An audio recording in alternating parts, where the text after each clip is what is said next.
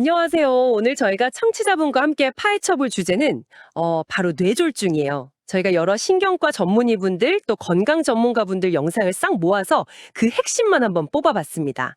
보통 뇌졸중하면 그냥 어느 날 갑자기 찾아오는 거, 그야말로 속수무책인 재앙처럼 생각하잖아요. 저도 그랬고요. 그런데 만약에 우리 몸이 몇 주, 아니 심지어 몇 달 전부터 아주 은밀하게 신호를 보내고 있었다면 어떨까요? 그리고 그 첫 신호가 머리가 아니라 전혀 예상치 못한 부위, 바로 다리에서 시작된다면요? 바로 그 암호 같은 신호를 해독하는 게 오늘 저희의 임무입니다. 일단 뇌졸중이 정확히 어떤 경인지, 또 우리가 흔히 가진 오해는 무엇인지부터 바로잡을 거고요. 그리고 가장 중요한 거, 대부분이 그냥 놓치고 마는 이 놀라운 조기 경고 신호들, 여기에 집중해서 막연한 두려움을 좀 확실한 대비로 바꿔보는 시간을 갖겠습니다. 좋습니다. 자, 그럼 먼저 개념부터 확실히 해야 할 것 같아요. 뇌졸중이라는 단어가 워낙 무서우니까요. 저희가 본 자료들에서는 이걸 크게 두 가지로 나누어서 설명하더라고요. 맞아요. 뇌졸중은 두 가지 상황을 합쳐서 부르는 말이에요. 하나는 혈관이 막히는 뇌경색, 뇌경색? 그리고 다른 하나는 혈관이 터지는 뇌출혈이죠. 통계를 보면 우리나라 뇌졸중 환자 한 4명 중 3명은 혈관이 막히는 뇌경색에 해당돼요. 훨씬 흔한 경우죠. 훨씬 흔한데 제가 자료를 보니까 사망률은 뇌출혈이 압도적으로 높더라고요. 뇌경색은 한 5% 정도인데 뇌출혈은 40%에 육박한다고요.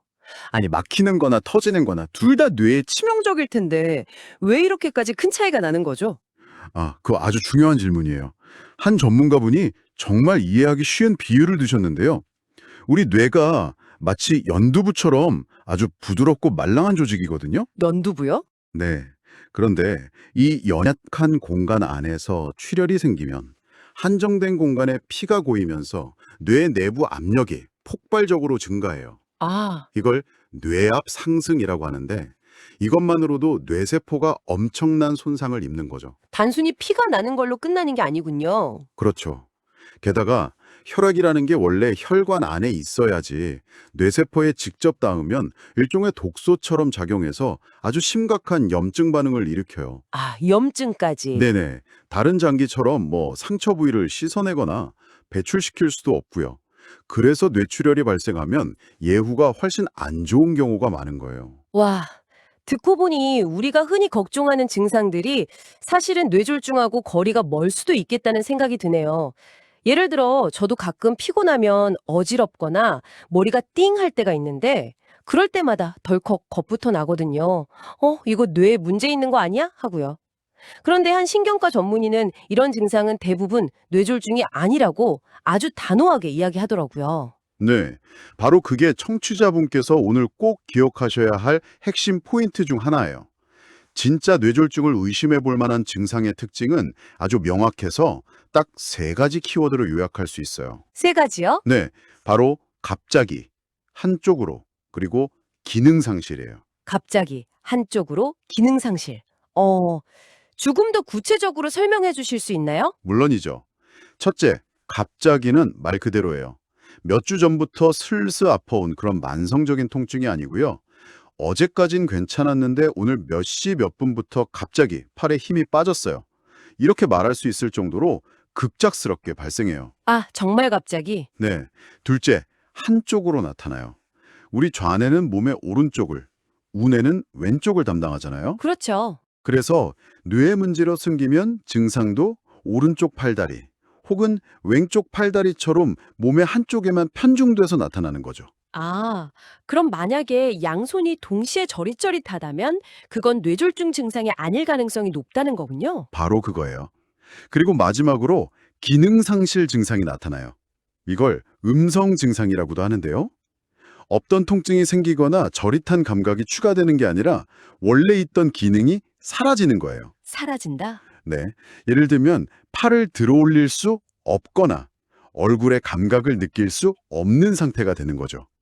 만성 두통, 전신 피로감, 양쪽 손발 저림은 이 3가지 조건에 하나도 부합하지 않는 거죠. 와, 방금 말씀해 주신 갑자기, 한쪽으로, 기능 상실. 이 세 가지 특징을 듣고 보니 정말 명쾌하네요. 그러면서 제가 자료를 보다가 정말 하고 무릎을 쳤던 부분이 떠올라요. 보통 뇌졸중 전조 증상 하면 얼굴마비나 어눌한 발음 이런 걸 먼저 떠올리잖아요. 네, 그렇죠. 그런데 전문가들이 공통적으로 지적하는 가장 미묘하고 빠른 첫 신호는 의외의 곳, 바로 다리에서 나타난다고 하더라고요. 이건 정말 의외였어요. 그렇죠. 보통은 얼굴이나 팔의 증상을 먼저 생각하는데 다리가 아주 중요한 단서를 줍니다. 여기에는 크게 두 가지 이유가 있어요. 첫째, 다리는 심장에서 가장 멀리 떨어져 있잖아요. 네. 그래서 혈액 공급에 문제가 생기면 그 영향이 가장 먼저 나타나는 부위 중 하나예요. 고층 아파트에 물을 공급할 때 수압이 약하면 꼭대기층부터 물이 잘 안 나오는 거랑 같은 원리죠. 와, 비유가 아주 직관적이네요. 그럼 두 번째 이유는 뭔가요? 두 번째 이유는요. 우리가 걷고 균형을 잡는 행위가 생각보다 훨씬 더 정교하고 복잡한 뇌의 통제를 필요로 하기 때문이에요. 대뇌, 소뇌, 기저핵, 뇌의 여러 부분이 완벽한 오케스트라처럼 협업해야만 제대로 걸을 수 있거든요. 아, 그래서 뇌 기능에 아주 작은 문제만 생겨도 이 복잡한 시스템에 미세한 균열이 생기고 그게 걸음걸이나 다리 감각의 변화로 가장 먼저 드러나는 거예요. 그렇군요. 그럼 지금부터가 하이라이트가 될 것 같은데 전문가들이 공통적으로 경고한 다리에서 나타나는 7가지 신호, 이걸 하나씩 자세히 짚어주시죠. 네. 첫 번째 신호는 한쪽 다리에만 갑자기 힘이 빠지는 증상이에요. 이건 그냥 피곤해서 다리에 힘이 없는 거랑은 차원이 달라요. 어떻게 다른가요? 예를 들어 계단을 잘 내려가다가 갑자기 한쪽 다리에 힘이 훅 풀려서 주저앉을 뻔했다거나 아니면 의자에 앉아있다가 일어나려는데 한쪽 다리가 내 의지와 상관없이 후들거리는 느낌, 그런 거죠. 전반적인 피로감이 아니라 명확하게 한쪽 다리에서만 나타나는 갑작스러운 증상이군요. 두 번째는 한쪽 다리의 감각 이상 및 저림이던데요. 이것도 우리가 흔히 겪는 다리 저림과는 다른 거죠? 네, 완전히 달라요. 혈액순환이 안 돼서 다리가 저릴 때는 주무르거나 자세를 바꾸면 보통 나아지잖아요. 그렇죠. 하지만 뇌 문제로 인한 감각 이상은 그런 것과 상관없이 계속돼요. 환자분들이 표현하는 걸 들어보면 맨발인데 두꺼운 양말을 신은 것처럼 먹먹해요. 아, 또는 발바닥에 솜이 깔린 길을 걷는 것 같아요 라고들 하세요. 내 다리 같지 않은 그런 이질적인 느낌이 드는 거죠. 세 번째 신호가 저는 아주 흥미로웠어요. 한쪽 발만 질질 끄는 걸음걸이, 의학적으로는 조카수라고 부르던데 이걸 알아채는 실용적인 팁으로 한쪽 신발 앞굽이 유독 빨리 닳는지를 확인해 보라고 하더라고요. 맞아요. 그게 아주 실용적인 지표죠. 뇌에서 발목을 들어 올리라는 신호가 약해지니까 자기도 모르게 발끝을 바닥에 끌면서 걷게 되는 거예요. 본인은 모를 수도 있겠네요. 네, 정작 본인은 잘 인지하지 못하는데 오히려 같이 사는 가족들이 요즘 왜 그렇게 발 끄는 소리를 내면서 걸어? 하고 먼저 알아채는 경우가 많다고 해요. 네 번째는 이유 없이 자주 걸려 넘어지는 경우. 예전엔 안 그랬는데 최근 들어 평평한 길에서도 자꾸 발이 걸려 넘어진다면 의심해 봐야 한다고요. 이게 단순히 덜렁거리는 게 아니라면서요. 네, 우리 뇌에는 고유 감각이라는 아주 중요한 기능이 있어요. 고유 감각이요? 네, 눈을 감고도 내 팔다리가 어디에 있는지, 관절이 얼마나 굽혀져 있는지 알 수 있는 감각인데요. 뇌의 혈액 공급이 원활하지 않으면 이 기능이 떨어져요. 그러면 뇌가 다리의 정확한 위치를 파악하지 못해서 아주 낮은 문턱에도 쉽게 걸려 넘어지게 되는 거죠. 다섯 번째랑 여섯 번째는 좀 비슷한 맥락인 것 같아요. 의지와 상관없이 한쪽 다리가 떨리는 증상하고 술에 취한 듯 비틀거리는 보행 불균형. 이건 주로 우리 몸의 균형을 담당하는 소뇌 쪽에 문제가 생겼을 때 나타나는 신호라고요. 정확해요. 똑바로 걷고 싶은데 몸이 자꾸 한쪽으로 쏠리거나 갑자기 어지러우면서 걸음이 휘청거린다면 손의 기능의 이상을 강력하게 의심해봐야 해요.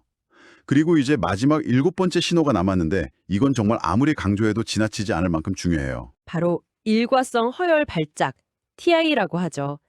증상이 잠깐 나타났다가 몇 분 혹은 몇 시간 안에 완전히 사라져버리는 경우요. 자료에 나온 사례가 정말 생생하게 기억나요. 지하철 계단을 내려가던 할아버지가 갑자기 한쪽 다리에 힘이 풀려서 주저앉았는데 네네. 잠시 쉬니까 멀쩡해져서 아무렇지 않게 아들 결혼식장에 가셨다는 그 이야기요. 바로 그 상황이에요. 대부분의 사람들은 증상이 사라졌으니까 다행이다. 별일 아니었네 하고 안심하고 넘어가죠. 저라도 그럴 것 같아요. 하지만 전문가들은 이걸 경고 사격, 영어로는 워닝샷이라고 불러요. 뇌혈관이 잠시 막혔다가 운 좋게 저절로 다시 뚫린 것뿐이지 이미 총알은 발사된 거나 마찬가지인 상황인 거죠. 와, 경고 사격이라니. 한 자료에 따르면 이 TIA를 겪은 사람의 약 절반이 48시간 이내에 그리고 10에서 15%는 3개월 이내에 진짜 뇌졸중을 겪는다고 해요. 그러니까 증상이 사라진 그 순간이 바로 골든타임의 시작이고 병원으로 달려가야 할 때인 거예요. 그렇군요. 만약 본인이나 주변 사람이 방금 이야기한 다리 증상들 혹은 흔히 알려진 이웃 손, 발, 시선 테스트, 그러니까 웃어보기, 양손 들어보기, 발음해보기, 시선 확인 같은 테스트에서 이상을 보인다면 어떻게 해야 할까요?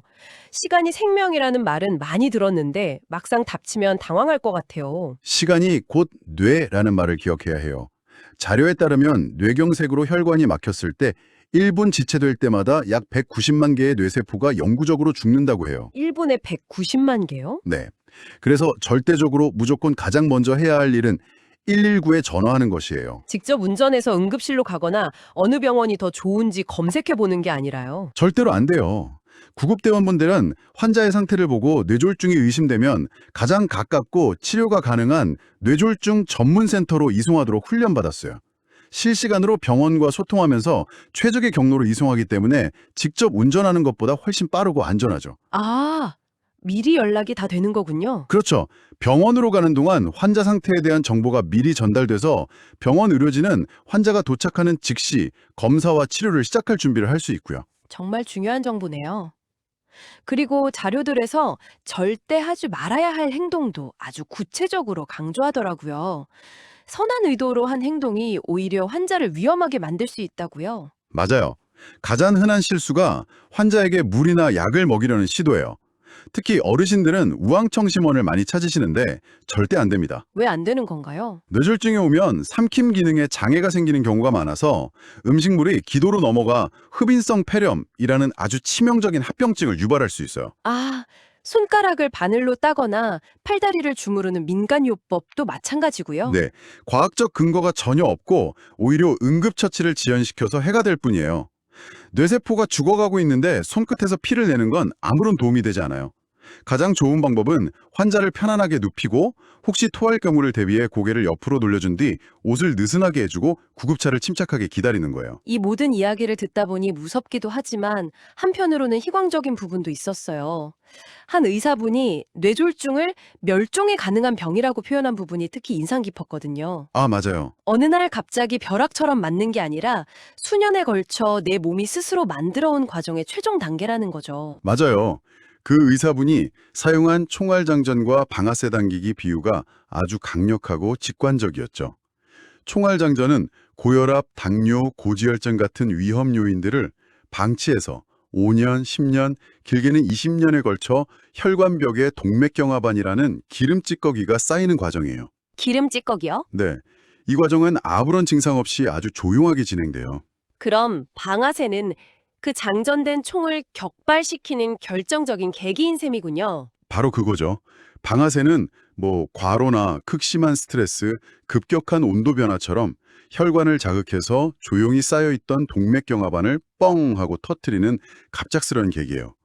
동맥경화반이 터지면 우리 몸은 그 상처를 메우기 위해 그 자리에 혈전, 즉 피떡을 만드는데 이 피떡이 혈관을 완전히 막아버리면서 뇌경색이 발생하는 거죠. 결국 핵심은 애초에 총알을 장전하지 않는 거네요. 방아쇠는 언제든 땡겨질 수 있으니까요. 정확해요. 뇌졸중이라는 사건은 갑작스럽지만 그 원인인 동맥경화는 결코 갑작스럽지 않아요. 결국 모든 전문가가 모든 자료에서 반복적으로 강조하는 건 기본으로 돌아가는 거예요. 생활습관과 위험 요인 관리죠. 혈압 관리가 가장 중요하고 혈당과 콜레스테롤 조절, 그리고 당연히 금연, 운동도 그냥 걷는 게 아니라 하루 30분 이상 옆 사람과 대화는 가능하지만 노래는 부르기 힘들 정도의 속도로 빠르게 걸으라는 구체적인 조언이 기억에 남네요. 네, 맞아요. 그리고 충분한 수면까지요. 사실 다 우리가 너무나 잘 아는 것들이잖아요. 그렇죠. 하지만 아는 것과 꾸준히 실천하는 것은 전혀 다른 문제죠. 어쩌면 뇌졸중은 이 기본적인 건강 수칙을 오랫동안 지키지 않았을 때 받게 되는 가장 무서운 성적표 같은 것일지도 몰라요. 이 모든 이야기가 청취자분께 드리는 메시지는 명확한 것 같아요.